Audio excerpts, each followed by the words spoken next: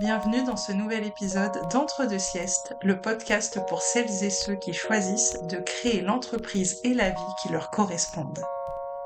Dans ce podcast, tu pourras entendre parler d'entrepreneuriat, de communication, de vente, mais aussi de développement personnel, d'état d'esprit, d'énergétique et de tout autre sujet que j'expérimente dans mon aventure entrepreneuriale et sur lequel j'ai des choses à te partager. Je m'appelle Manon Godard, je suis graphiste, web designer et d'autres étiquettes au contour un peu flou. Et dans ce podcast, je te partage mes expériences et les leçons que j'en retire, mes conseils, mes points de vue du moment, toujours avec l'intention que par résonance ou par opposition, mes partages viennent enrichir ton propre chemin. Installe-toi confortablement, on est parti pour un nouvel épisode.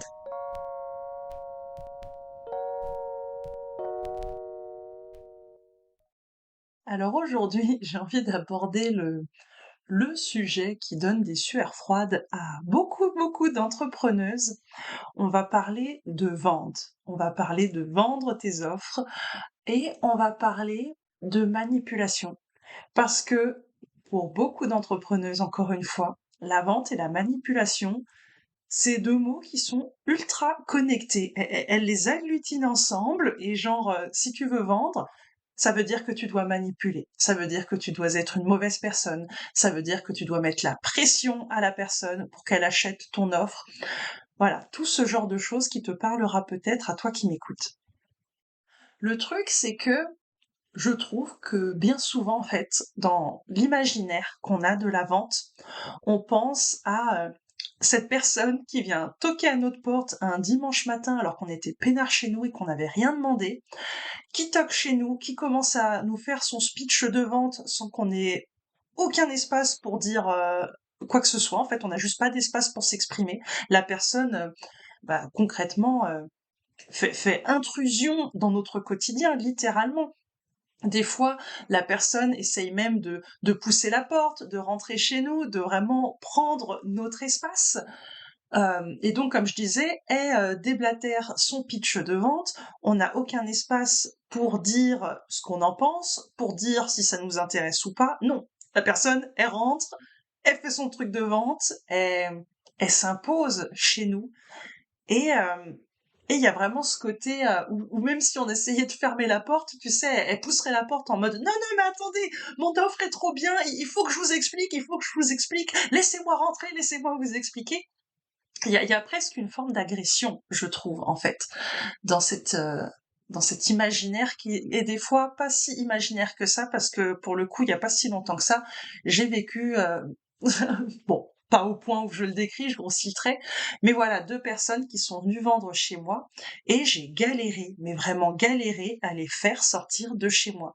J'ai galéré à leur faire entendre que je n'étais pas intéressée par ce qu'elles voulaient, alors que ces personnes voulaient me forcer à passer à l'achat tout de suite. Bref, je pense que tu vois de quoi je parle et et ça contribue à cette image de la vente où on force, où on met la personne au pied du mur pour qu'elle achète notre offre. Et les entrepreneuses qui sont dans ma communauté, les entrepreneuses qui sont mes clientes, elles ont absolument pas envie de ressembler à ces personnes-là. Pas du tout, pas du tout. Un autre exemple que j'aime partager, toujours pour poser un peu cet imaginaire autour de la vente, c'est, tu sais, tu marches dans un marché, t'es là tranquillou, tu viens acheter tes légumes ou juste tu viens te promener, t'es tranquille, t'es détendu. Et là, il y a cette personne qui, tu sais, t'a repéré, t'es devenue sa cible, et du coup, elle commence à crier fort en te disant «Madame, madame, venez vous découvrir tel truc, venez manger telle chose, venez goûter ça». Et toi, t'es là, t'es gêné, t'es peinard, t'as rien demandé, tu veux juste continuer ta route tranquillement.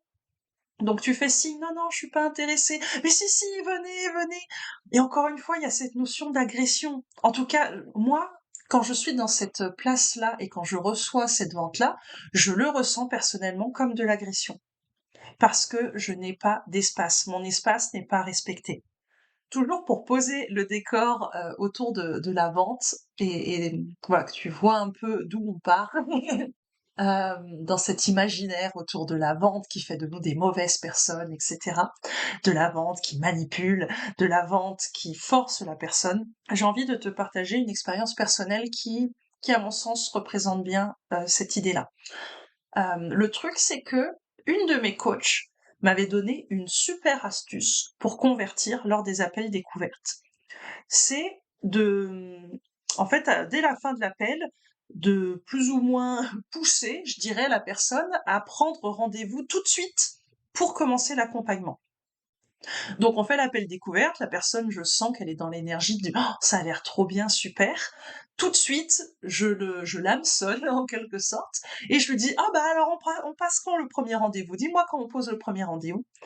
Et comme ça fait qu'une fois que l'appel découverte est terminé, le rendez-vous est déjà posé, la personne est déjà engagée et elle a même pas eu le temps de réfléchir, une fois que l'énergie est retombée, à si c'est OK pour elle ou pas. Je ne lui ai pas laissé l'espace de réfléchir. Donc, dans l'énergie de l'appel découverte, dans l'enthousiasme, dans l'excitation, hop, on pose le premier appel et hop, la personne est coincée, entre guillemets. Tu vois ce que je veux dire? Et j'ai même eu le cas où, une fois, la personne, on avait déjà posé le rendez-vous, et après coup, elle s'est dit: «Mince, maintenant, j'ai complètement oublié de te demander le tarif». Tu vois? Elle avait pas encore mon tarif, que le premier rendez-vous était déjà posé.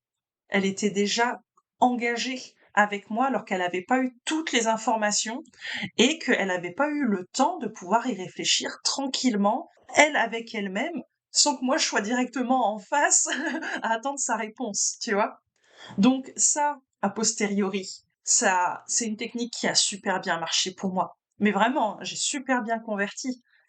Mais avec du recul, éthiquement, est-ce que c'est une façon OK de vendre pour moi? Plus du tout au jour d'aujourd'hui, plus du tout. Et notamment parce que j'ai pu vivre le truc en étant de l'autre côté du miroir. Et tout de suite, c'est beaucoup moins fun quand tu es de l'autre côté.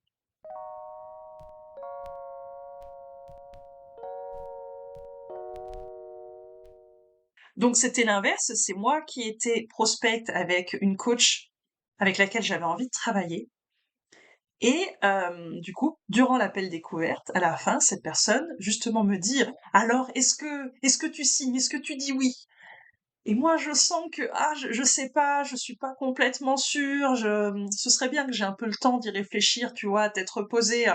«Non mais Manon, écoute ton intuition là, qu'est-ce que ton corps te dit? Est-ce que tu as envie d'embarquer avec moi?»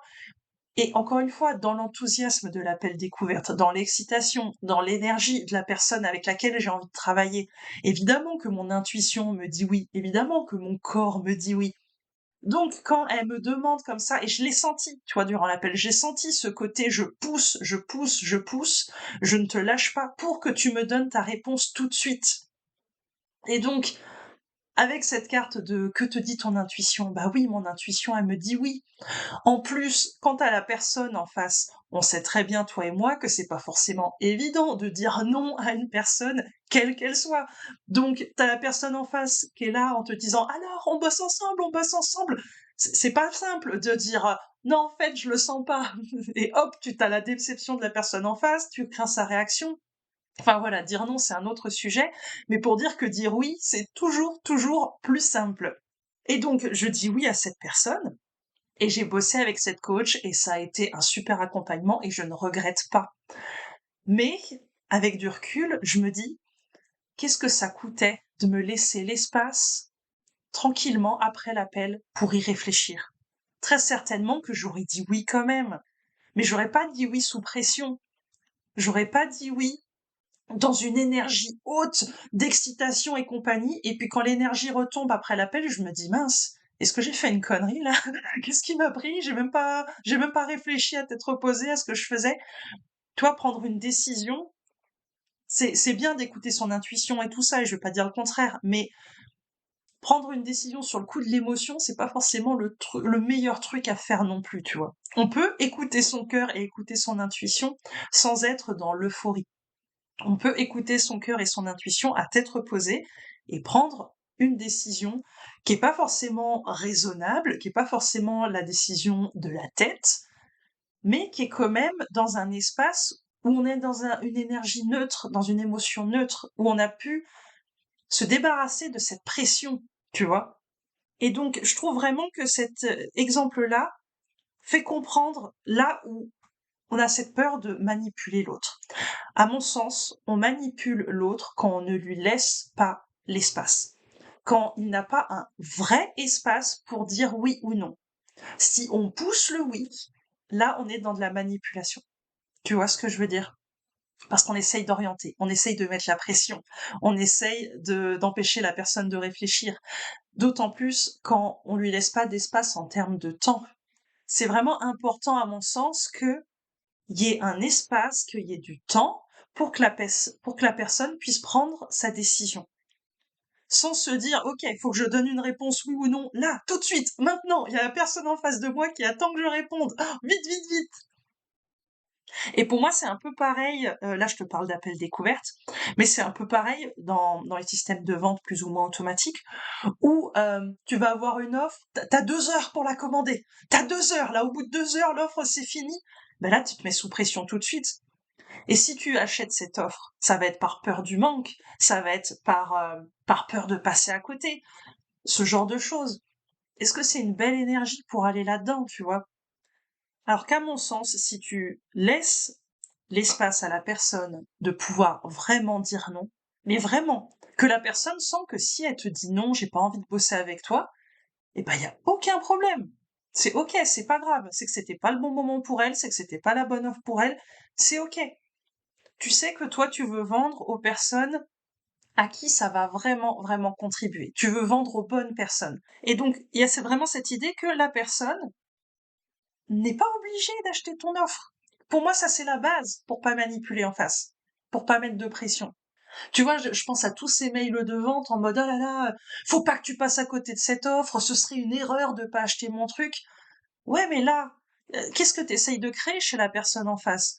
De la culpabilité, de la peur du manque, de l'angoisse, et t'as envie qu'elle achète avec cette énergie-là? Non. Si tu sens au fond de toi que la personne qui achètera chez toi, elle le fera parce qu'elle te choisit, elle le fera parce que c'est un grand oui dans son cœur, dans son corps, dans son ventre, elle le fera parce qu'elle sent vraiment que c'est bon pour elle, et ben alors il y a aucune pression à donner en fait. Il y a aucune manipulation à faire, il y a aucune, que ce soit à la fin de l'appel découverte ou que ce soit dans 6 mois, la personne elle saura quand c'est le bon moment pour elle. Donc si tu as cette foi-là, tu vas pas mettre de pression. Bien souvent, quand on commence à vouloir manipuler l'autre, quand on commence à vouloir mettre de la pression, etc., c'est parce que nous-mêmes, ça vient d'une énergie de peur du manque. Il faut que j'ai cette cliente. Il faut que je l'ai à tout prix. Donc je vais faire tout ce qu'il faut pour l'avoir. Quitte à pas être totalement éthique. Quitte à pas faire les choses de la façon la plus propre possible. Parce que j'ai tellement besoin de travailler avec elle. Ouais, mais est-ce que tu veux vraiment que la personne, elle s'embarque avec toi dans ces énergies-là? Et de ton côté et du sien? C'est pas le meilleur ni pour elle ni pour toi. Donc déjà, partir d'une énergie où tu sais que la personne te choisit pour les meilleures raisons pour elle. Tu sais que vous allez bosser ensemble pour son plus grand bien à elle. Pas pour que toi tu payes tes factures à tout prix, d'accord? Non, pour lui contribuer au mieux. C'est ça le plus important, c'est ça le numéro un. Si tu as vraiment, vraiment besoin d'argent pour payer tes factures, il y a d'autres solutions sans, sans impliquer tes clientes, en fait. Tu vois ce que je veux dire? Alors je sais qu'il y a des personnes qui vont te dire: «Oui, si tu as besoin d'argent, tu vends une offre, tu fais du cash rapide et cetera». Non, moi je j'aime pas trop ce truc-là parce que je préfère penser au plus grand bien de la personne en face qu'à mes factures à payer à tout prix, quitte à vendre un produit de merde, mais qu'au moins j'ai pu payer mes factures. Il y a d'autres solutions, peut-être hors de l'entrepreneuriat, quand on a vraiment, vraiment besoin de nous mettre en sécurité financière d'abord, d'accord? À mon sens, c'est très important de rester intègre avec les personnes avec lesquelles on travaille, et sans parler des personnes avec qui on travaille, juste avec notre communauté, avec les personnes, avec nos prospects, avec les personnes qui sont intéressées de travailler avec nous. C'est une question de respect pour moi, c'est une question d'amour même, si je vais jusqu'au bout de mon idée. Donc comme je disais, on part d'une belle énergie et on laisse l'espace. Je suis pas ultra fan des lancements où on a 2 jours pour prendre notre décision. Non, si la personne, elle doit bosser avec toi, elle bossera avec toi. Laisse-lui 3 semaines pour réfléchir si elle a besoin de 3 semaines pour réfléchir. J'ai des clientes, on a fait l'appel découverte, c'est 6 mois plus tard qu'elles sont venues travailler avec moi. Mais c'était le bon moment pour elles. Et moi, je préfère ça que de travailler avec elle 6 mois avant, quand c'est pas le bon moment, quand c'est sous pression, quand c'est sous stress. Non, ça m'intéresse pas. Donc, si tu fais partie de ces entrepreneuses qui se disent: «Ah, mais est-ce que je manipule les gens?» et cetera, déjà regarde au niveau de ton chemin de vente, où est-ce qu'il y a de l'espace pour qu'on puisse te dire non? Ça te rassurera. Et rien que de finir un appel découverte en disant: «Bah, écoute, si tu veux, tu réfléchis le temps qu'il te faut et tu reviens vers moi si c'est OK pour toi», et bah, là, tu crées l'espace pour la personne en face. Si elle vient vers toi, c'est qu'elle aura vraiment choisi avec elle-même de revenir vers toi. Et ça, c'est génial.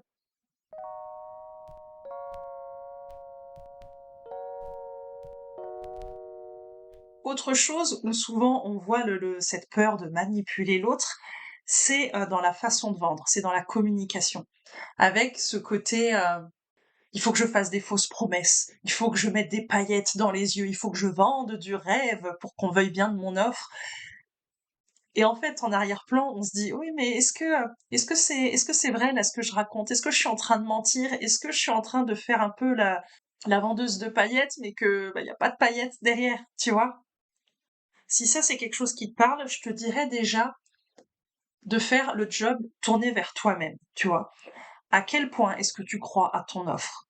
À quel point est-ce que tu crois en la valeur de ton offre, en la transformation qu'elle permet? À quel point tu as confiance en ton travail? À quel point tu as confiance en ce que tu proposes? C'est ça qu'il faut solidifier en premier, pour que quand tu parles de ton offre et de ce qu'elle permet, tu sentes en toi que c'est vrai, tu y crois. Donc, consolide ta confiance en ton offre. Fais-toi confiance. Et cela, même si t'as pas encore eu ta première cliente, d'accord? N'attends pas d'avoir ta première cliente pour te dire: «Oh, c'est du bon travail que je fais». Non, ta première cliente, elle va venir confirmer ça. Mais il faut d'abord que toi, tu y crois. Pour que la personne en face te fasse confiance. Il faut que toi, tu aies confiance en premier pour qu'on te fasse confiance ensuite. Ça, c'est dans ta posture d'entrepreneuse que ça se joue. Je sais que ce que je propose est de qualité. Je sais que j'ai les compétences, que j'ai les outils, que j'ai l'expérience pour faire de mon mieux. Je sais que je vais faire de mon mieux. La promesse que je peux faire, c'est que je vais faire de mon mieux, avec toutes les richesses que j'ai en moi. Et donc, partant de ça, d'abord, après dans ta communication, il y a le fait de parler de la personne, parler de où tu vas l'emmener. Je ferai certainement un épisode de podcast vraiment sur ce sujet-là. Mais ce que je veux apporter ici, c'est cette idée, justement, de t'as pas besoin de faire des belles promesses à paillettes dans lesquelles tu ne crois pas. Promets pas que la personne, elle va faire un lancement à 10 000 si toi, tu t'es pas sûr qu'elle va y arriver, tu vois. Fais-lui des promesses, entre guillemets, où tu sais que là, c'est OK pour toi. Tu sens dans ton corps que quand tu parles de ça, c'est serein. Tu sais que oui, ça, tu peux l'amener à la personne.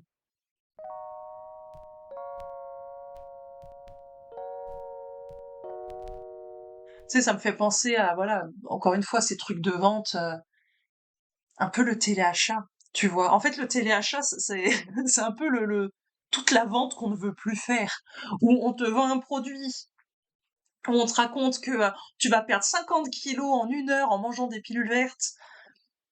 Et la personne, si elle achète la pilule, c'est dans une énergie justement de «Oh, j'ai tellement envie d'y croire, j'ai tellement envie que ça marche, je suis désespérée, je veux cette pilule qui me fait perdre 50 kilos».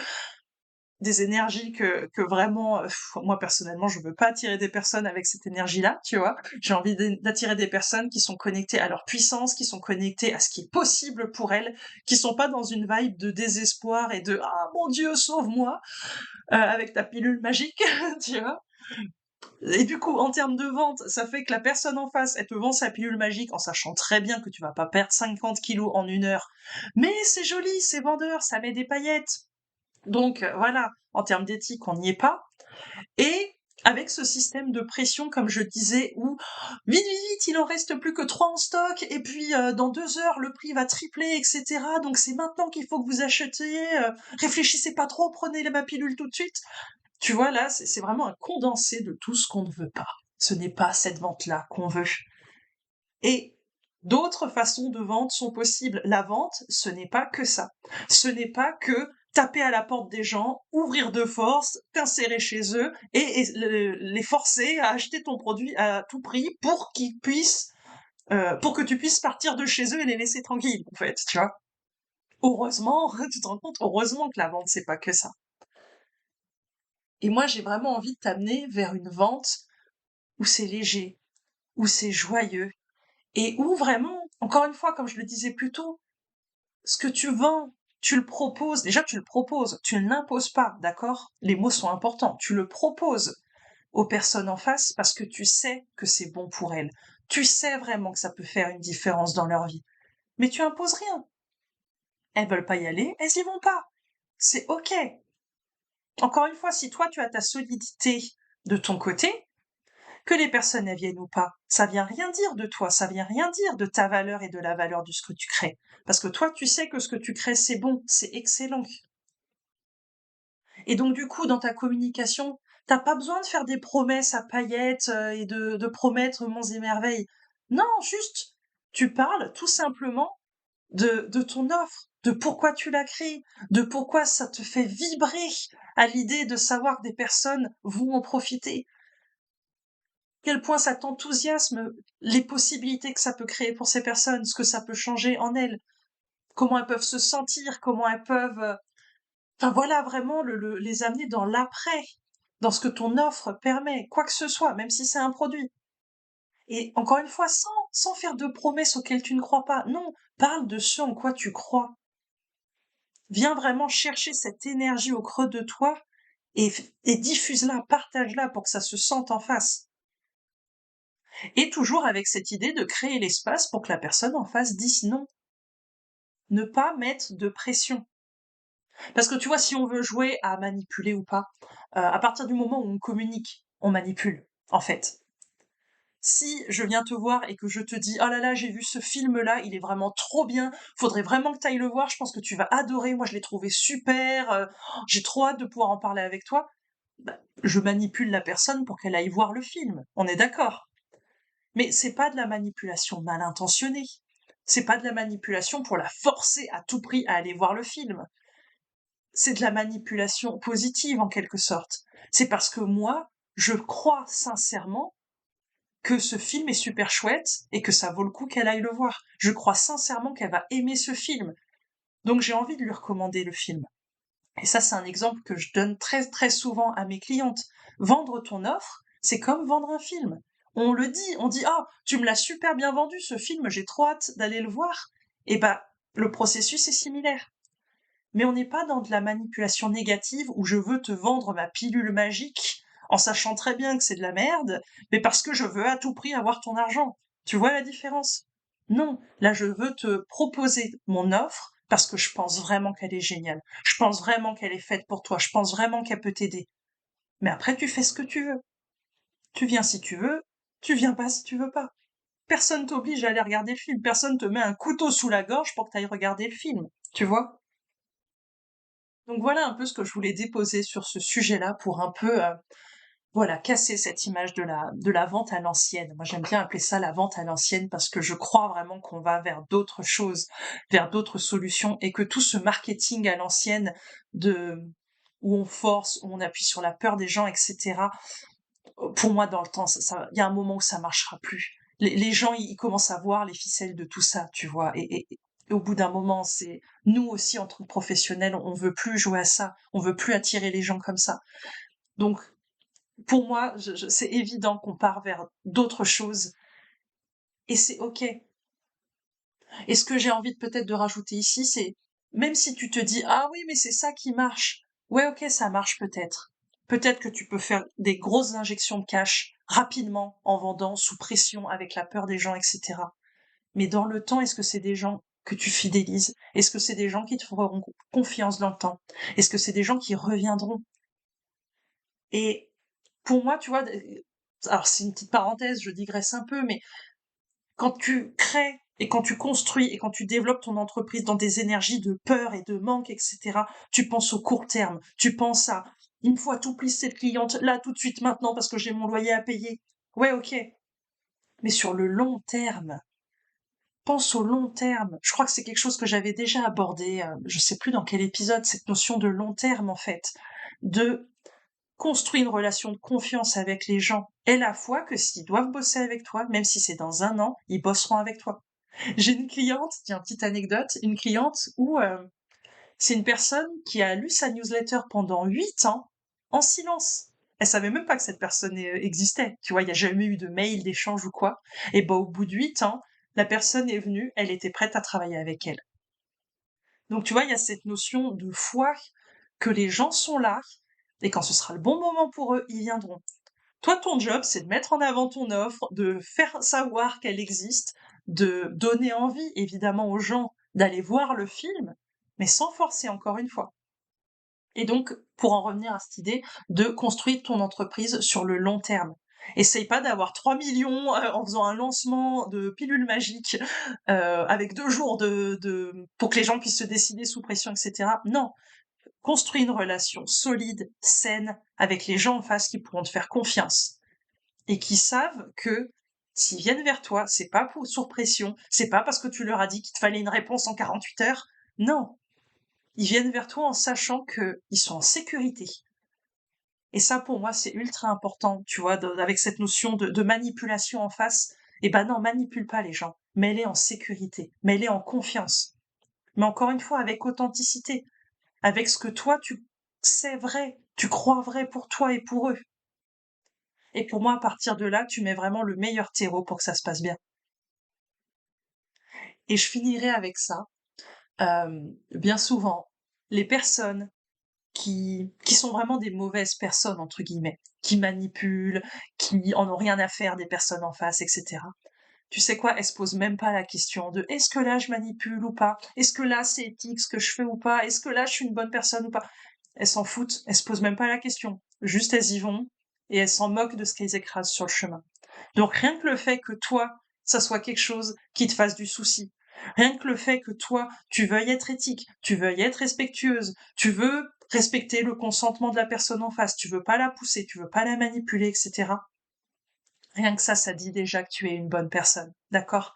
Donc fais-toi confiance. Fais-toi confiance. Je te remercie infiniment pour ton écoute et pour ton engagement jusqu'au bout de cet épisode. Si le cœur t'en dit, je t'invite à me laisser un message sur les réseaux sociaux ou par mail pour me dire comment ça a pu résonner en toi. Et si tu souhaites aller plus loin avec moi, rends-toi sur mon site pour découvrir mes différentes offres et les différentes possibilités pour qu'on avance ensemble. Encore merci pour ton écoute et à bientôt dans un prochain épisode.